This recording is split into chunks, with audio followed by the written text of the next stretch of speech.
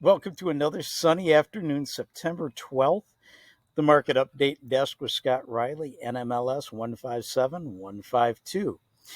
Want to go over a few things today. We had some more inflation readings. We had some information from Corelogic come out. 30-year. We had a bond auction. So let's kind of break through the news today. Late yesterday, we had a 10-year bond auction. Now, very pleasingly, this was successfully received from investors, and it graded out at about a B plus. What investors are seeing is this may be one of the later chances to grab one of the higher yielding bonds for some long term revenue. So that played out well in the bond market late yesterday. Later today, we do get a 30-year bond auction.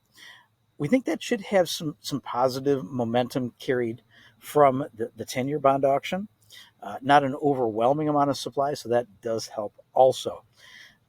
Early today, we also saw the ECB, European Central Bank, cut their rates a second time by a quarter.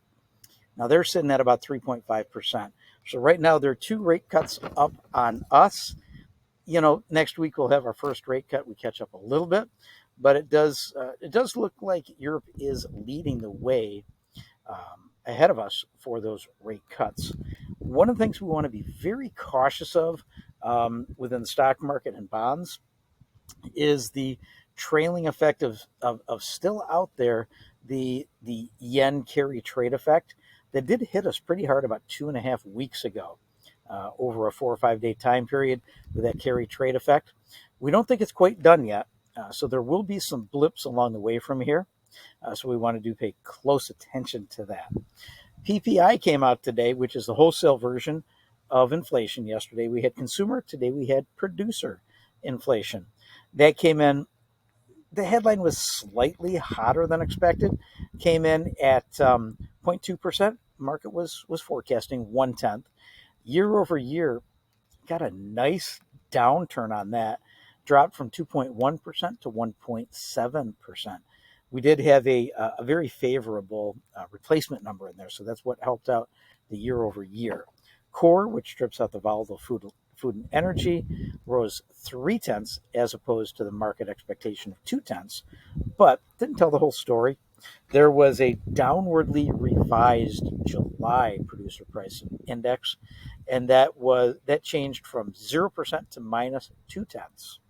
So that brought the year over year, it actually brought it up from 2.3 to 2.4%.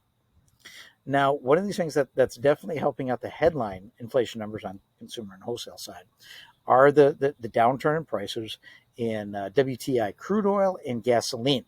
So we're seeing some positive pull through from that, thank goodness. Jobless claims, another one that hit the wire this morning. Initial claims were up 5,000 to 233,000. Continuing claims jumped up 5,000 to 1.85. Now, deeper within the numbers, we're going to notice that this report was over the holiday Labor Day weekend, so it was only 4 days.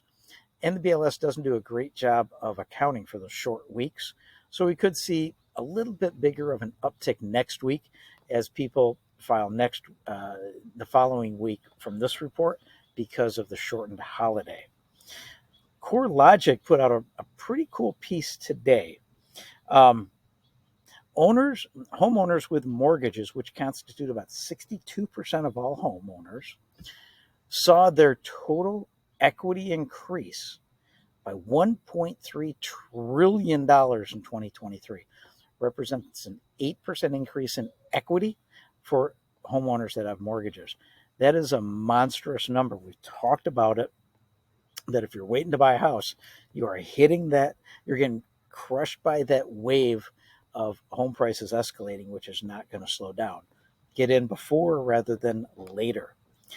On average, homeowners with mortgages now have $315,000 in equity, or about $225,000 in tappable equity.